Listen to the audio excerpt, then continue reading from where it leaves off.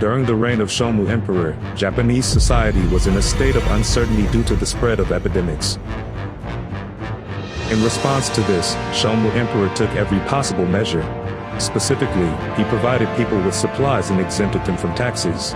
Furthermore, he tried to achieve social stability in every way possible, including praying to gods and Buddhists. But he still couldn't completely dispel social anxiety. Under these difficult circumstances, he was pushed to the brink mentally. At that time, he found refuge in Buddhism. He had the opportunity to worship Vairocana Buddha at a temple he visited on imperial visit to Naniwa. He was apparently deeply impressed by the majesty of the Buddha statue and the profound teachings of Buddhism. I would like to make a Buddha statue like this here and ease people's suffering. This wish was deeply engraved in his heart, and he has held on to that wish ever since. It wasn't just the plague that plagued him. This is because the Fujiwara no Hirotsugu rebellion broke out in northern Kyushu. To put down this rebellion, the imperial court sent troops to Kyushu. At that moment, Shomu Emperor suddenly said, "I have an idea." So I decided to go east for a while. We are in the midst of a war, but this is unavoidable. Shogun, do not be surprised or confused by this. With those words, he decided to leave Haijokyo with retired Empress Jinmei and Empress Komyo. Thus, he set off on his imperial visit voyage to the eastern provinces. Why did Shomu Emperor head to the eastern provinces? The exact reason for this is not on record.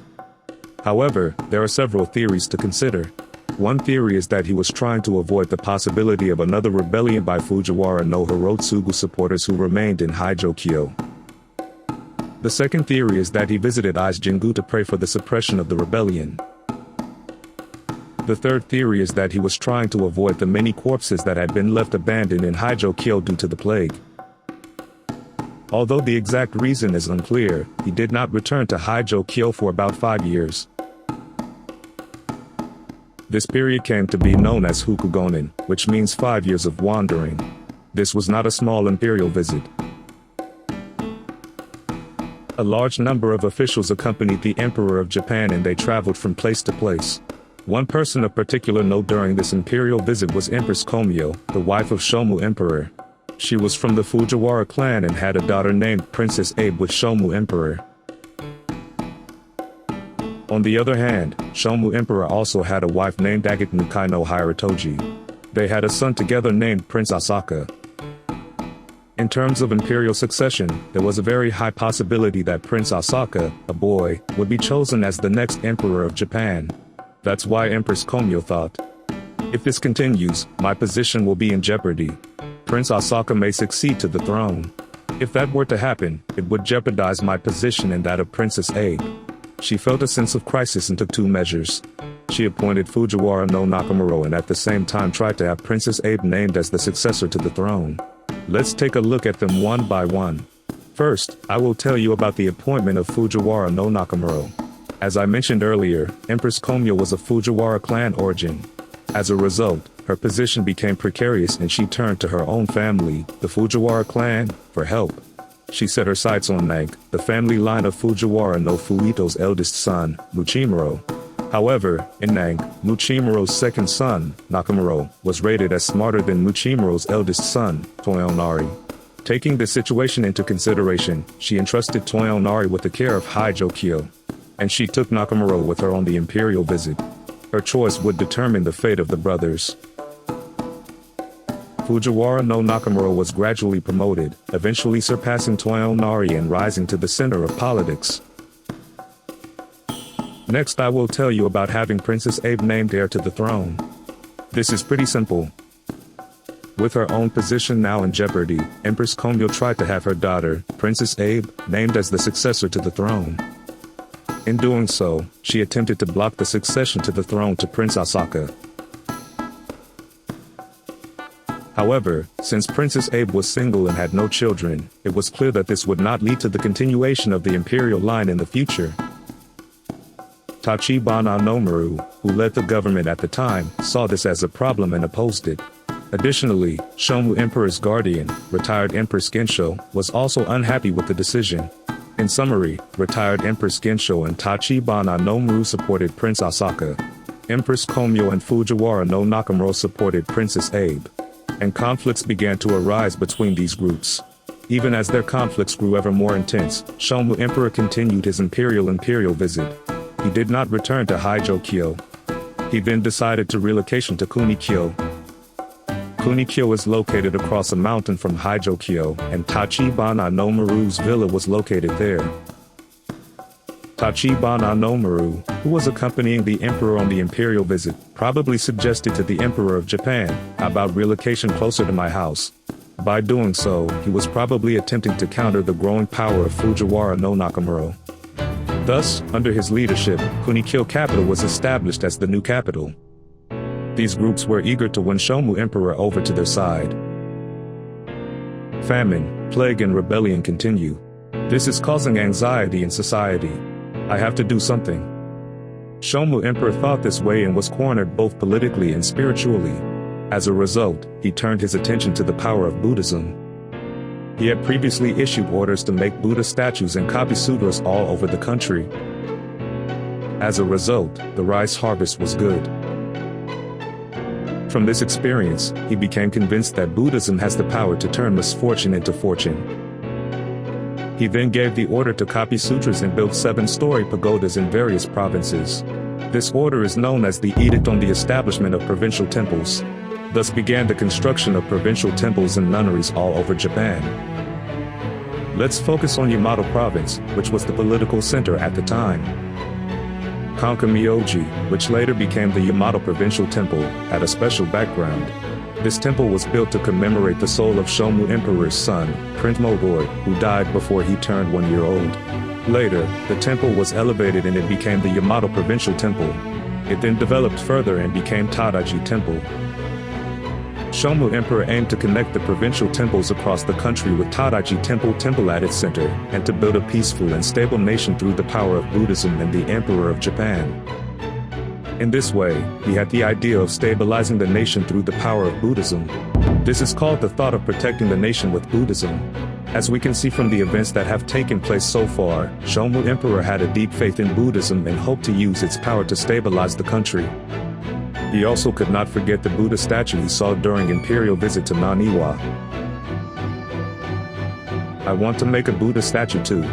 I want to find a suitable piece of land to build a Buddha statue. He had always held this sentiment in mind. At that time, a new road was constructed connecting Kunikyo capital to the Tohoku region, improving transportation access to Omi province. This made him think that Omi province might be a suitable place to create a Buddhist statue, and he decided to visit the area. He then ordered a palace to be built there for his stay. But this decision raised big questions. At the time, construction work was underway to relocation the capital from Haijokyo to Kunikyo capital, and a lot of financial and labor resources had already been invested in it. This made it difficult to build a new villa. Tachibana no Maru, who led the relocation of the capital to Kunikyo capital, said to the Emperor of Japan, "Let's make Kunikyo capital a priority. Let's stop building the Great Buddha." He made this argument and took a position against the construction of the Great Buddha. On the other hand, Fujiwara no Nakamura took notice of this situation. He respected Shomu Emperor's wishes and supported the construction of the Great Buddha. His attitude earned him the Emperor of Japan's trust. Gradually, the Emperor of Japan came to trust Fujiwara no Nakamura more than Tachibana no Maru. Under these circumstances, Fujiwara no Nakamura finally rose to the center of politics. In response, Tachibana no Maru felt a growing sense of crisis. The top priority now is recovery from famine, plague and rebellion. In addition, construction of Kunikyo capital is also underway. It is impossible to build a villa or a Great Buddha. How exactly will the funding be secured? He made this argument and opposed Fujiwara no Nakamura. In fact, at that time in Japan, many people died from epidemics and the population plummeted. Furthermore, farmers who could no longer bear the heavy tax burdens and natural disasters were fleeing, abandoning their fields and homes. As a result, the land became barren and taxes became difficult to collect. Without the necessary financial resources, the construction of Shigaraki Palace and the Great Buddha would not have been possible. However, Fujiwara no Nakamura had excellent calculation skills and found a solution to this funding problem. Then, the perpetual private ownership of newly cultivated land law was issued. The perpetual private ownership of newly cultivated land law was deeply related to the land system. To understand the background, let's first briefly review the land system at that time. The land system at that time was based on the Sanza Ishin law, which had been issued about 20 years earlier. Under this law, rice fields created by plowing wasteland through the construction of new ponds and irrigation canals were allowed to be owned by the person who cultivated the land, his/her children, and/or grandchildren. On the other hand, rice fields created by restoring old ponds or irrigation channels were allowed to be owned solely by the person who did it. This system enabled many people to cultivate new rice fields, but the fact that ownership was limited to a certain period of time became a major problem. As the deadline approached, people began to think, in any case, this land will eventually belong to the state, so I won't have to plow it anymore. As a result, there were increasing cases of rice fields being left unmanaged, and the land became barren. The crux of the problem was that land ownership was time limited. So that time limit was abolished and a law was enacted that allowed people to own the fields they cultivated forever. This is the perpetual private ownership of newly cultivated land law. However, this law did not allow people to own unlimited amounts of land. The amount of land that people could own was determined by their rank. The higher the rank, the more land a person was able to own.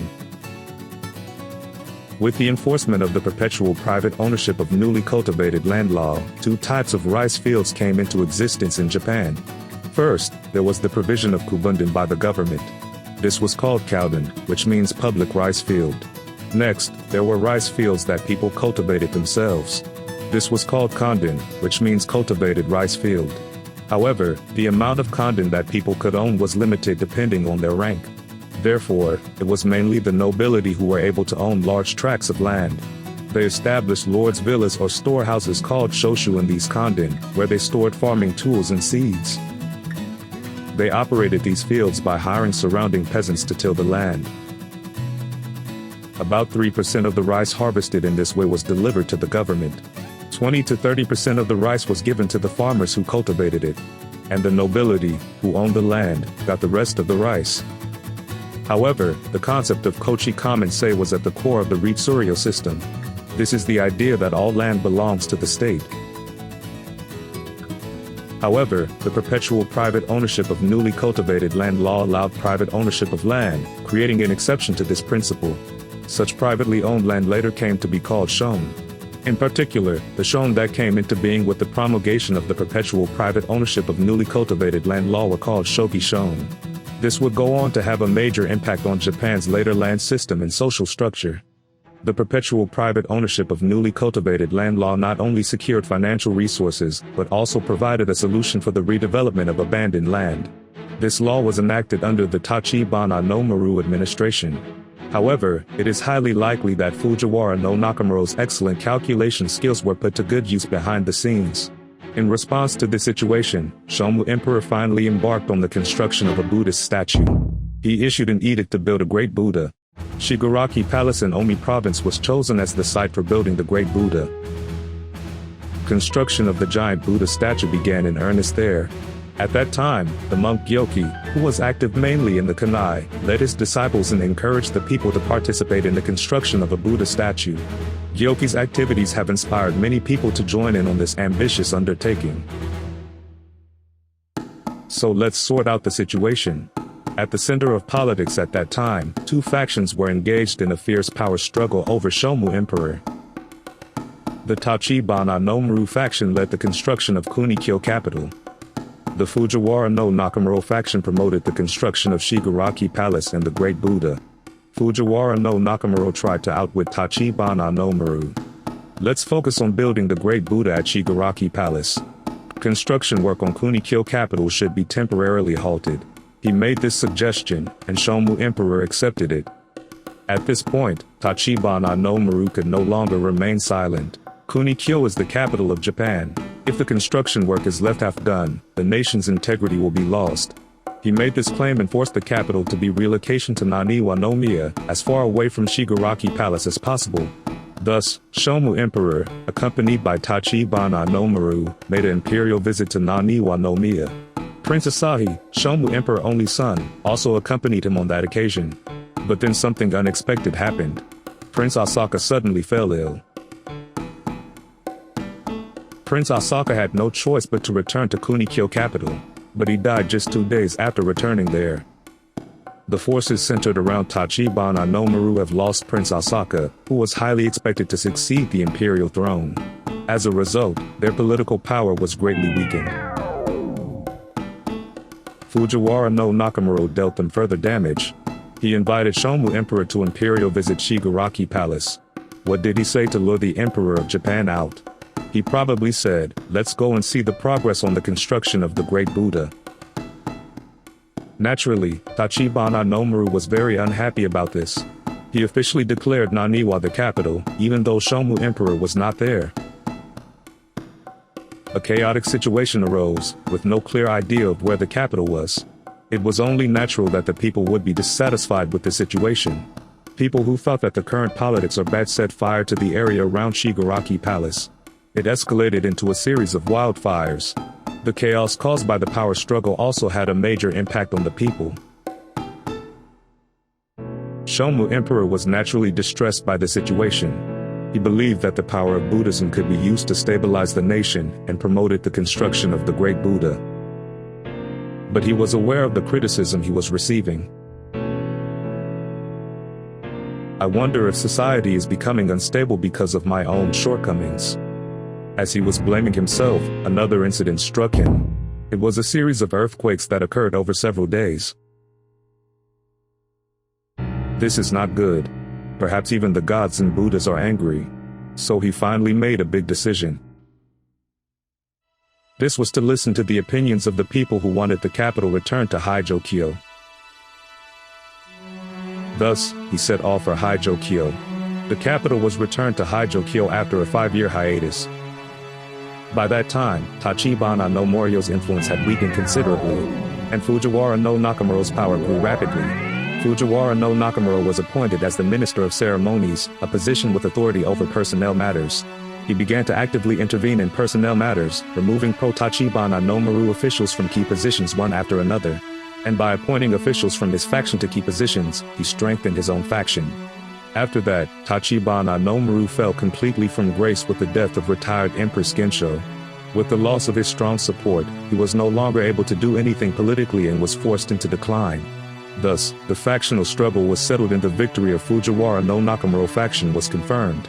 This victory meant that Princess Abe, who was supported by Fujiwara no Nakamura, was chosen as the successor to the throne.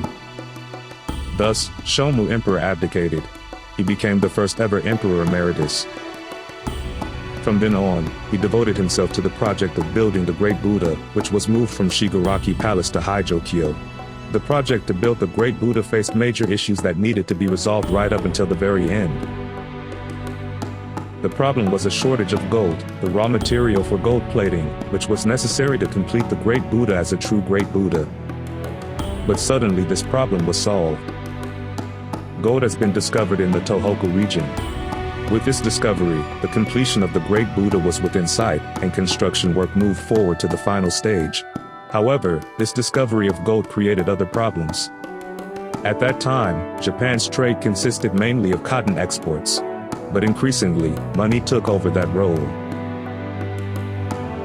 As gold became more important, the imperial court began to see a need for more.